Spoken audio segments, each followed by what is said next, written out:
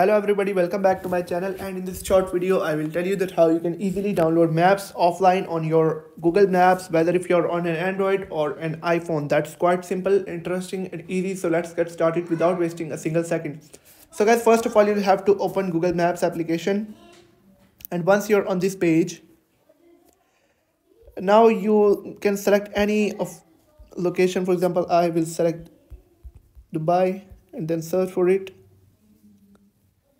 Now it will take me to the location I have selected. Now if I zoom in, and for example I want to download this particular area, you can select any location that you want. And now for example I want to download this particular area.